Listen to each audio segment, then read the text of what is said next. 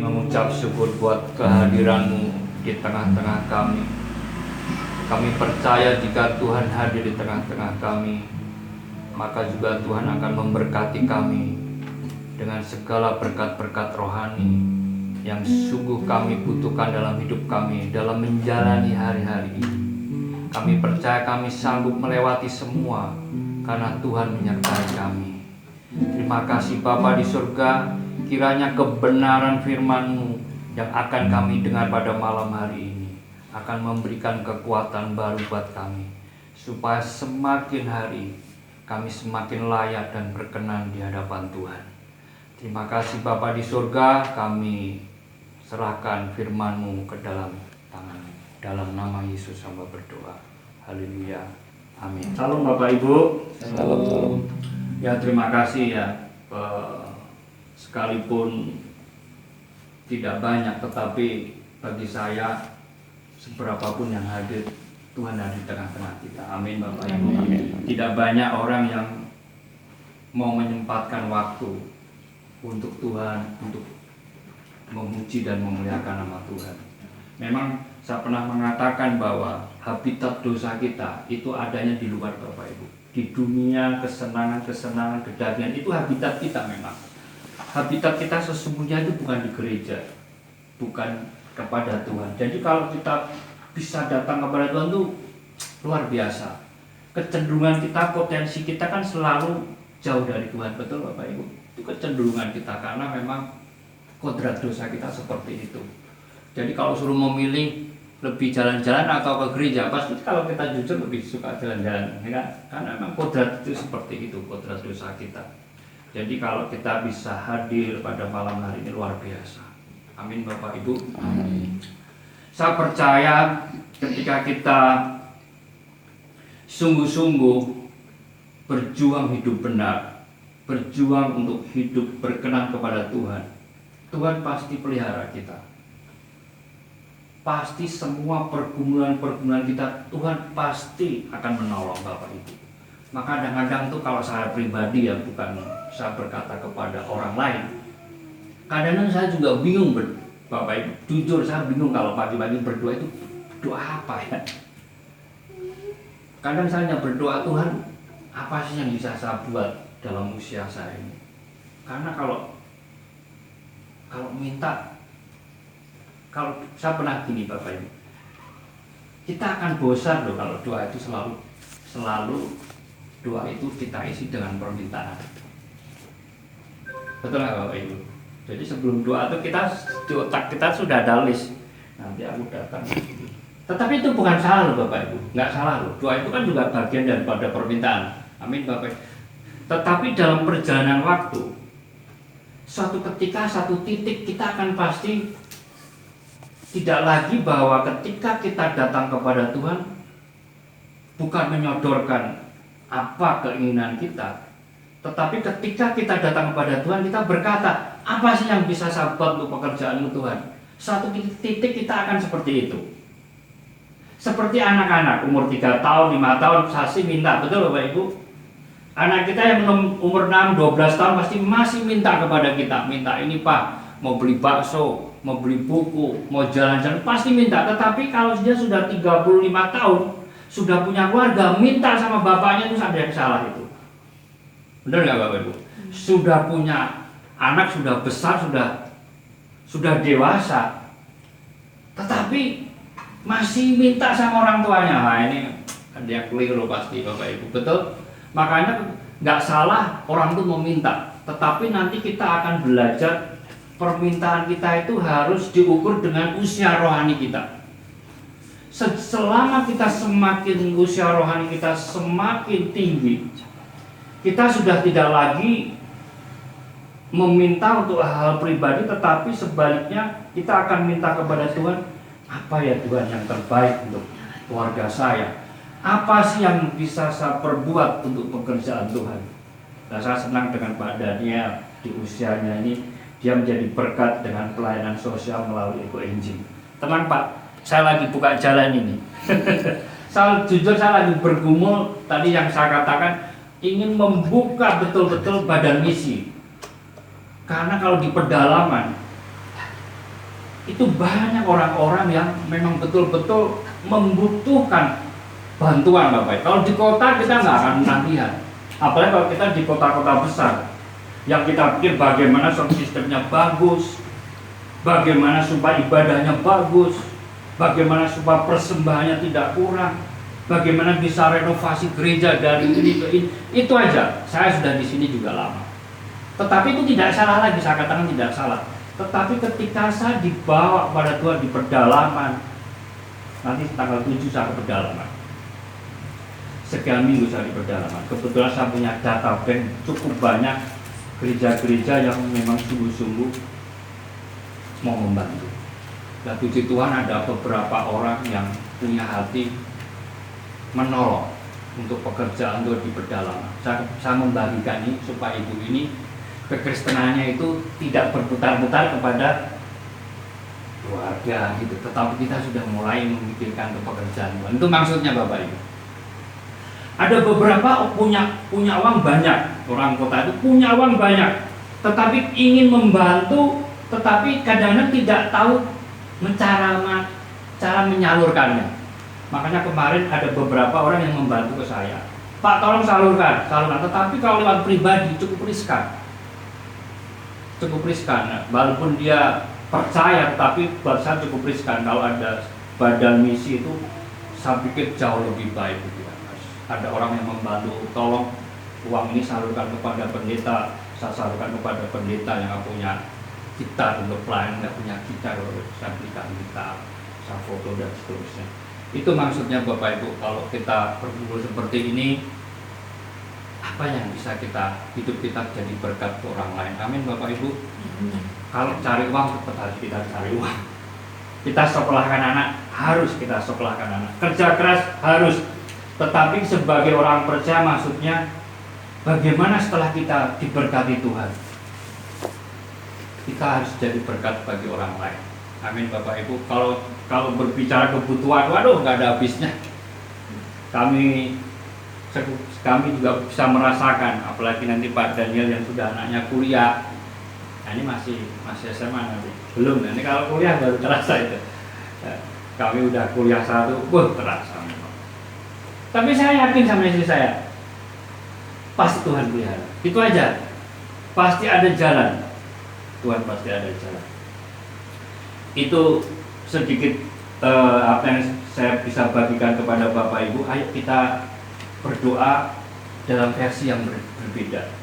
Ayo Tuhan, apa yang bisa saya perbuat dalam hidup saya untuk pekerjaan Tuhan? Pasti Tuhan berbicara. Pasti Tuhan akan berbicara. Pasti. Selain kita tadi berdoa untuk pergumulan kita juga mulai berdoa, Tuhan, apa yang bisa saya perbuat untuk pekerjaan? Pasti Tuhan berbicara kepada kita. Amin Bapak Ibu. Ada satu perikop, nanti saya sampaikan dengan cepat saja. Di dalam Injil Matius pasal yang ke-11, ayat yang kedua sampai ayat yang ke-16, tetapi tidak akan saya baca saja, tetapi perikop ini berbicara tentang Yesus dan Yohanes Pembaptis. Di mana dalam perikop ini Yohanes dipenjara karena keberanian dia tidak kompromi menegur orang-orang yang berdosa, dan pada saat itu dia menegur Raja Herodes bahwa dia mengambil istri dari saudaranya, dan sebagai resikonya dia akhirnya dipenjara. Itu salah satu kisahnya kenapa dia dipenjara. Ketika Yohanes dipenjara, dia menyuruh murid-muridnya bertanya kepada Tuhan Yesus. Tolong sampaikan kepada Tuhan Yesus, bilang begini, engkaukah yang akan datang itu, atau haruskah kami menantikan yang lain? Atau dia dengan bahasa sederhananya, saya katakan begini, katakan kepada Yesus, engkaukah Mesias? Saat ini kau Mesias, atau kami harus menunggu Mesias yang lain? Bayangkan Bapak Ibu, padahal dia yang membaptis Tuhan Yesus, yang berkata inilah anak domba Allah, membuka kasutnya pun aku tidak layak. Dia tahu persis bahwa Tuhan Yesus itu adalah Mesias. Dan ketika dia membaptis, dia mendengar suara dari surga, inilah anakku yang kukasihi, kepadanya aku berkenan. Yohanes Pembaptis sebagai nabi tahu bahwa dia pembuka jalan untuk Mesias. Dan dia tahu persis bahwa Yesus yang dari Nazaret, anak daripada Yusuf dan Maria, adalah Mesias yang ditunggu-tunggu oleh bangsa Israel. Tetapi ketika dia di penjara, dia mulai ragu. Makanya dia menyuruh murid-muridnya bertanya kepada Yesus, engkaukah Mesias itu? Ataukah ada Mesias yang lain yang harus ditunggu? Sekelas Yohanes Pembaptis, sekelas nabi besar, dia bisa meragukan kemesiasan Tuhan Yesus. Ketika dia di mana? Di penjara. Makanya Bapak Ibu, kalau kita memiliki pemahaman yang salah tentang Tuhan, kita bisa kecewa. Kita pikir kalau kita disertai Tuhan, Allah menyertai kita, pasti ketika keadaan kita baik, betul? Wah, dalam keadaan baik, wah Tuhan menyertai saya. Bahkan mungkin kita akan berkata, lebih mudah berkata, Tuhan itu baik, Tuhan itu luar biasa. Ketika hidup kita baik, nyaman, serba ada, serba kecukupan, semua berjalan dengan indahnya, baru kita mudah berkata, Tuhan itu baik, Tuhan itu menyertai kita. Tetapi Bapak Ibu, realitanya bahwa sebenarnya Tuhan tetap menyertai kita apapun keberadaan kita. Amin Bapak Ibu. Kalau orang diberkati dengan melimpah, dengan pekerjaan, sakit sembuh, wah pasti Tuhan itu baik, Tuhan itu bersama dengan saya, Tuhan menyertai saya, Tuhan tidak pernah meninggalkan saya. Tetapi ketika Yohanes Pembaptis di penjara, dia merasa bahwa Tuhan Yesus meninggalkan dia.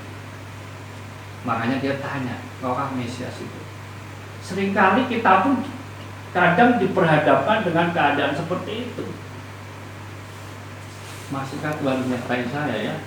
Ketika doa saya tidak dijawab, apa yang saya harapkan tidak saya terima.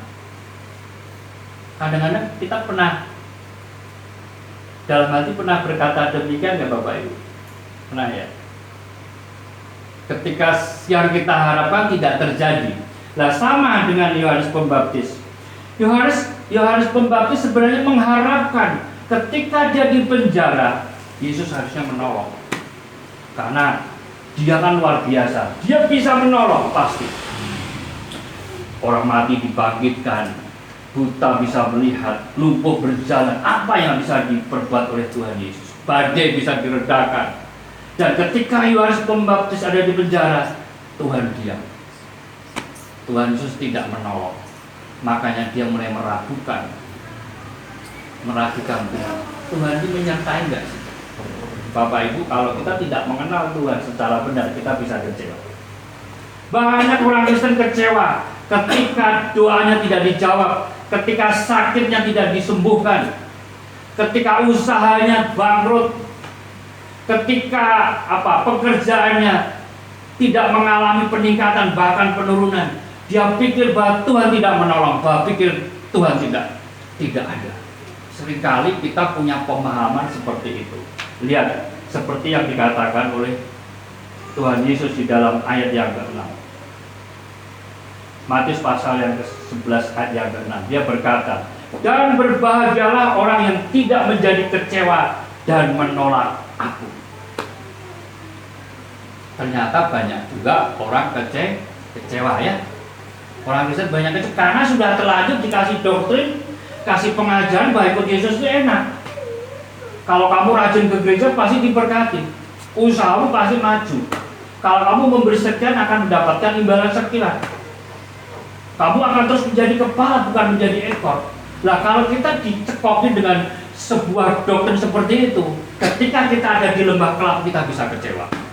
Oh Tuhan bisa, jangan-jangan Tuhan sudah nggak ada ini, jangan-jangan ada dosa ini dalam hidup saya. Oh tidak harus seperti itu Bapak Ibu. Memang ada kalanya kita ini mengalami kesusahan karena perbuatan kita sendiri ada, Bapak Ibu. Karena memang kita yang salah. Nah, di dalam Matius pasal yang ke-11 ayat yang ke-6, Tuhan berkata, berbahagialah orang yang tidak menjadi kecewa dan menolak aku. Yesus tahu bahwa sebenarnya Yohanes Pembaptis ada kecenderungan untuk kecewa. Makanya dia berkata demikian. Kata kecewa dan menolak aku itu bahasa aslinya itu skandalizo. Artinya gini, akhirnya muncul kata skandal.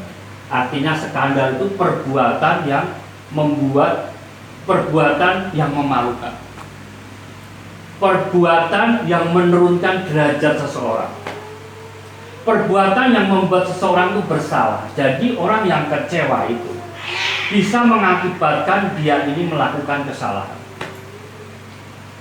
Jadi Tuhan berkata, berbahagialah orang yang tidak menjadi kecewa dan menolak aku. Jadi orang yang berbahagia itu adalah ketika dia sedang diperhadapkan dengan masalah, dengan pergumulan hidup yang sepertinya tidak selesai, tetapi dia tidak kecewa. Itu orang berbahagia.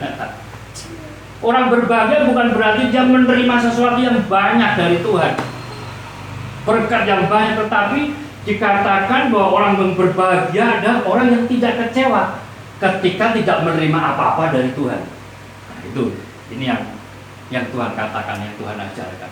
Sekalipun dia sepertinya tidak menerima apa-apa dari Tuhan tetapi tidak kecewa, itu namanya orang yang berbahagia. Tuhan yang mengatakan kepada saya, betul Bapak Ibu?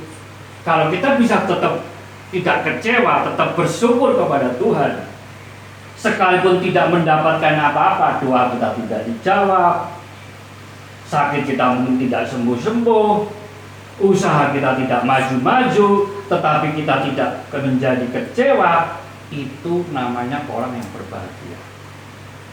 Kemarin ada khotbah teman saya di gereja, orang berbagi tentang kebahagiaan. Orang dunia itu bahagia kalau dia mendapatkan sesuatu, apa yang diharapkan menjadi kenyataan. Itu orang berbahagia. Diukur dari materi kepuasan hidupnya. Semakin dia puas dengan hidupnya karena dia punya materi yang bisa mencukupkan hidupnya, dia dikatakan berbahagia. Seperti itu. Tetapi malam hari ini Tuhan mengajarkan kita sebaliknya. Memang filosofi dunia dan filosofi Tuhan itu pasti terbalik, pasti tidak akan pernah sama. Tuhan Yesus katakan pada malam hari ini pada kita semua sebelum saya menutup, orang yang berbahagia itu dia tidak kecewa sekalipun tidak mungkin tidak mendapatkan apa-apa dari Tuhan. Amin Bapak Ibu. Tapi saya yakin jika kita setia, Tuhan mencatat kita hari. Bapak Ibu, tidak ada sesuatu kehidupan kita yang sia-sia. Amin Bapak Ibu. Ketika kita hadir, Tuhan juga catat. Tidak mungkin tidak ada perbedaan. Ada orang yang beribadah kepada Tuhan dan yang tidak beribadah kepada Tuhan. Alkitab pun mengatakan demikian. Tetapi sekali lagi, jalan hidup kita itu tidak selamanya baik. Betul Bapak Ibu? Ada kalanya kita harus menjalani hidup-hidup yang sulit dan sukar. Bahkan kadang-kadang kita ini sudah terjepit, tidak ada jalan keluar. Tetapi jika kita tetap setia dan tidak menjadi kecewa, engkau adalah orang yang berbahagia pada malam hari ini. Amin Bapak Ibu. Kiranya firman ini menguatkan kita semua. Saya ini kalau menyampaikan firman itu yang pahit-pahit aja. Enggak berkat saya. Kalau saudara sudah kuat menerima yang pahit, kalau berkat ya pasti semuanya bisa melewati, betul? Kalau kita kasih berkat, wah Tuhan itu kamu kaya, diberkati kamu, itu nanti kasihan ya. Itu kan seperti di PHP Bapak Ibu. Ketika dia jalannya terbalik, bisa kecewa. Wah ini Pak Pendeta ini bohong. Buktinya saya sudah sejak ke gereja, hidup saya nggak berubah ini. Nah, nggak begitu Bapak Ibu ya. Kita harus tetap belajar seperti yang Tuhan firmankan. Amin. Jalan hidup Tuhan Yesus itu sukar loh. Kalau Bapak Ibu baca, sukar gitu. Dia penuh penolakan, betul, penuh penderitaan dan sebagainya. tidak ada. Yesus mengajarkan ikut Tuhan itu pasti dijamin enak, itu nggak ada. Coba Bapak Ibu belajar itu, nggak ada satupun yang mengatakan kalau ikut aku tuh pasti luar biasa, sukses di dunia. Nggak ada sebenarnya. Tetapi dia berkata, kalau kau setia kepadaku, percaya kepadaku, aku menyediakan tempat bagimu. Betul? Supaya di mana aku ada, kau pun berada. Ini janjinya Bapak Ibu. Nggak ada janji yang lain. Coba Bapak Ibu baca. Janjinya cuma itu. Betul Bapak Ibu? Nah, cuma kadang-kadang ditambah-tambahin ya nggak tahu lah ya. Tetapi saya tetap percaya kalau kita setia kepada Tuhan, suatu saat kita akan bersama-sama dengan Tuhan Yesus. Amin. Di mana Dia ada, di mana Tuhan ada, kita pun ada. Apa sih yang mau dicari di dunia ini Bapak Ibu? Punya rumah sebanyak apapun suatu saat kita tinggal, betul? Punya jabatan setinggi apapun suatu saat kita tinggal. Bukan itu salah Bapak Ibu, tetapi seharusnya kita lebih sungguh-sungguh dan berjuang mengejar yang kekal, itu maksudnya. Yang sementara kita kejar nggak masalah, tetapi harusnya yang prioritas adalah hal-hal yang kekal. Amin. Tuhan Yesus memberkati kita semua.